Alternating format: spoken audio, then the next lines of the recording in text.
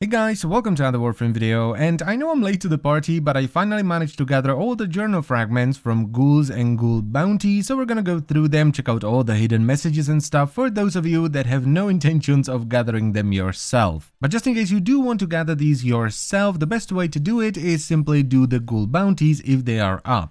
Because not only are you going to run into far more ghouls by doing the bounties, which is important because they did add the journal fragments into the ghoul drop tables, but you can also get the journal fragments as a reward from the bounties. But you don't have to just do the ghoul bounties, you can actually find ghouls in the plains outside of the bounties, you just have to look for mounds of dirt, which I found is pretty easy to do with an Arcwing. Also, while I haven't managed to desecrate a single one, I did steal a bunch of them with Ivara, so I assume desecrate, orgates, and pilfering swarm will work as well, so you might want to bring one of these to get it done faster. Now these journal fragments are kind of like the Cephalon fragments. There is 13 sets of them in total, and as you gather them in the plains, they will slowly unlock under the Codex, Universe, and Fragments.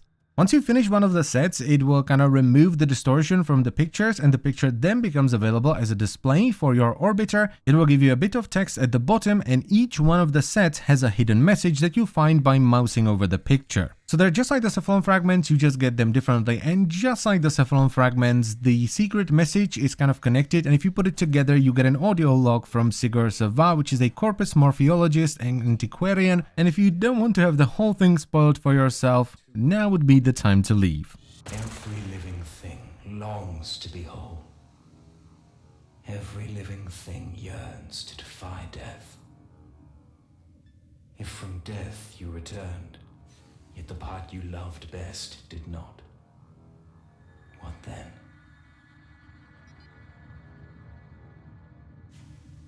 My name is Sigur Sava, morphology specialist with Nef Anyo's Venusian terraforming expedition. I was tasked with decoding the Orokin gene record of what had once been a preserve, and reviving select specimens for study. This is an account of my encounter with lifeform VK7, a larger-than-average Kavat specimen possessed of atypical behavioral characteristics. Specimen VK7, unlike the others, did not come from a gene record. She was found, frozen, in a sealed closet close to the environmental control station. Her unassuming tomb for millennia. Here, then, was an intact example of Orokin-era fauna. I was Corpus, a scientist second and a businessman first. VK7, an Orokin strain Kavat of unusual size and patterning. Well, I could think of several members of the nobility who would pay a fortune for such a thing. Enough to buy a handsome slice of any planetoid of my choosing. I had the corpse laid on a dissection rack, ready for a full surgical examination. Then, like any animal dreaming, the paw twitched. I glanced at the vital scanner, expecting to see some anomalous electrical reaction taking place, contracting ancient muscles, but no. What I saw there was a beating heart. I did not revive specimen VK7. Before my eyes, she willed herself back to life. It was the most beautiful thing I had ever seen. Some speak of feeling a connection to something greater than themselves, to which I laughed, as any right-thinking corpus would. Life is profit, profit is life. But in that moment, watching that animal claw her way out of death's dark pit, though I did not admit it to myself, something in me was forever changed. I found her sharp gaze unsettling. The way she would watch my every move from her cage unnerved me. When a visitor came, I would watch VK7 studying their habits. In time, she came to anticipate regular arrivals, having memorized their schedules. On the morning of my 4th shift, I entered my laboratory to find her cage door open and VK7 gone. One consequence of breathing life back into a world is unintentionally resurrecting life forms and viruses one finds less desirable. The infestation is both of those things. Reports returned of some hive sites found destroyed, and then of a large beast found at others. An animal intelligent enough to learn and react to corpus behaviors and patterns. Some claimed it had learned to measure ammunition expenditure to better attack when a target was most vulnerable. Needless to say, almost none who attacked the beast survived. This had to be Specimen VK7.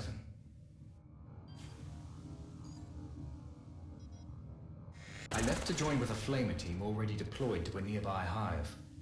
Both team and hive were dead when I arrived, killed by tooth and claw.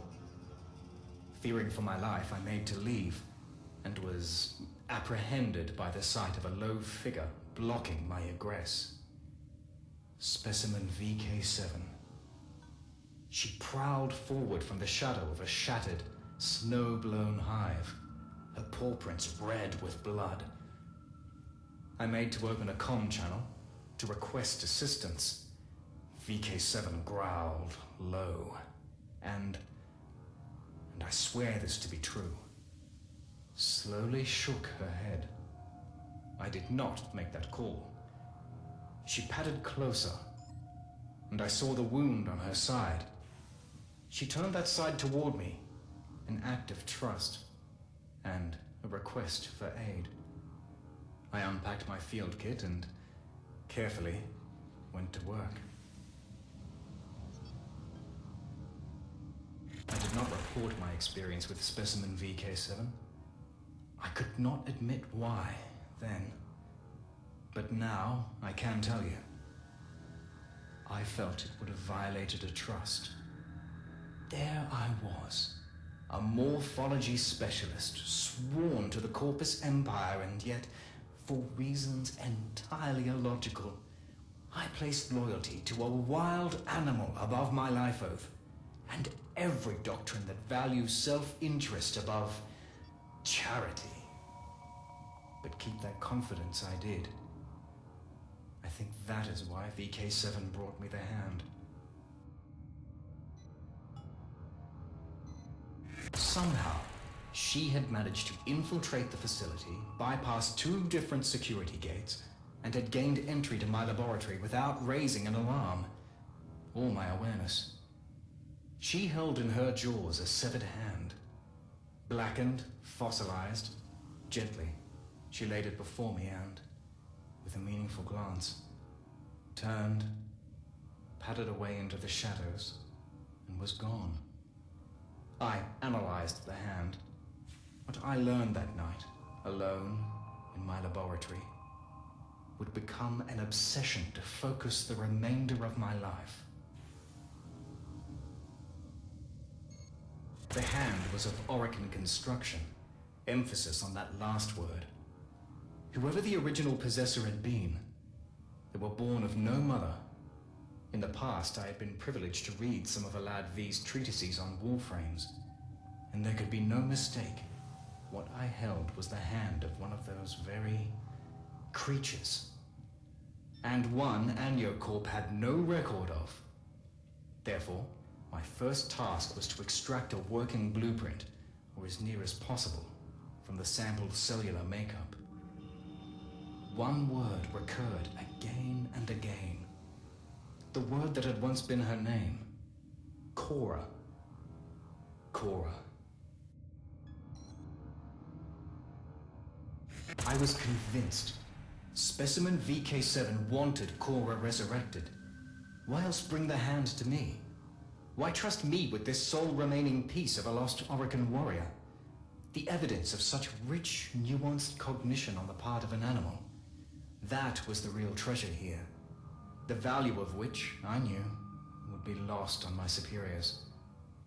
VK7 would be hunted down and, at best, captured for testing.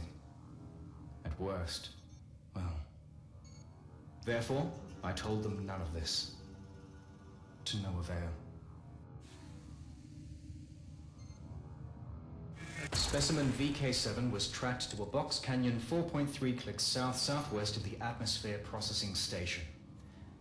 The horror of the hives, as she had come to be known, had been deemed unworthy of study and was to be destroyed in her lair. I positioned myself at the entrance to her cave home and waited. To doom myself in the name of some imagined ideal. My own voice screamed in my head. What are you doing? What are you doing?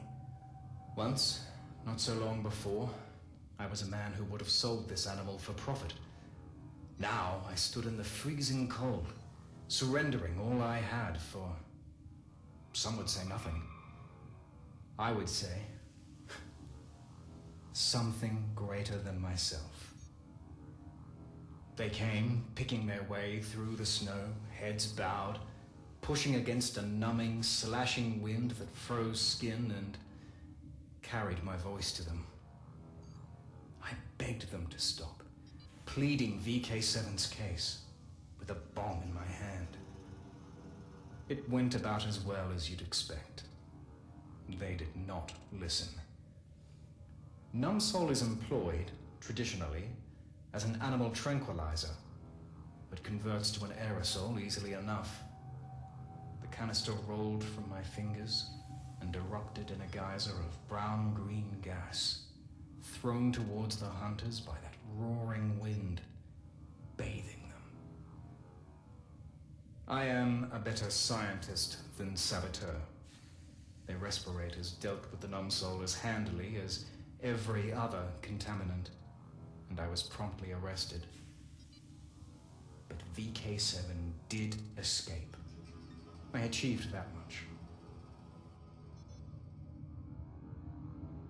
The atmosphere processor wasn't made for imprisonment or interrogations, but the lack of facilities did not prevent them performing both. Bound and beaten in maintenance closet A5, I told them everything. It doomed me. Zil, the oxygen tech from Reclamation 3, had a previous career in psychological operations for some branch of the military. Therefore, he had been selected to administer to me, to interview me and, ultimately, to execute me. Barrel pressed to my forehead, Zil said he would prefer it if I did not look at him. Obliging as ever, I closed my eyes. There was a sharp crack, then nothing more. I opened my eyes. Zil lay dead at my feet, limp, throat clasped in VK7's jaws. I was corpus no longer. Remaining on Venus would be death for both of us. We had to escape. Together we made for an automated cargo relay, one that would ferry us anonymously to the hold of a Solaris rail tractor in geosynchronous orbit and away from Venus. How well she guided me, circumnavigating security cameras. But, inevitably, my former comrades calculated our likely destination and closed in, rapidly. Plasma blasts lanced the air from both sides of the hangar. I bundled myself into the nearest open conveyor, bound for orbit. A waste of time, I knew. We had reached our means of escape, but had no hope of achieving it. Troopers and mowers closed in a classic pincer movement. Sparks and near misses flashed hot against my face. In moments, our conveyance would be destroyed, and us along with it. And my only thought was heartbreak for how badly I had failed her. In that final moment, VK7 did something that will stay with me for the rest of my days. With one of her meaningful glances, the last we would ever share, she reared up and activated the conveyor. My pod's door slammed shut, and outside my viewport, she leapt toward the enemy. Before I could select the release and free myself, the mag rails activated, and I was hauled out of the complex, skyward, and into orbit. Saved, leaving her behind. That was, well, many years ago now. I have spent my life attempting to locate Cora's remains. Contacts inform me she was found, fused but intact, within the Orican terraforming complex itself, and shipped off-world via a notorious Solaris rail agent, who subsequently vanished. I now believe, firmly, that her remains are to be found on the Eidolon Plains. I go there now, entrusting these encrypted logs to my old friend, Konzu, for safekeeping. There I shall put a lifetime of searching to rest. I have never doubted that VK7 survived Venus. And to this day, I still believe that before I leave this life forever, I shall one day look up from my writings to find a familiar figure standing in my doorway, alongside her Kavat. I am Sigor Savar, a better man, as it turns out, than a scientist. So there we go, those are all the messages from all the fragments, and as always, I thank you very much for watching, and I will see you next time. Bye bye.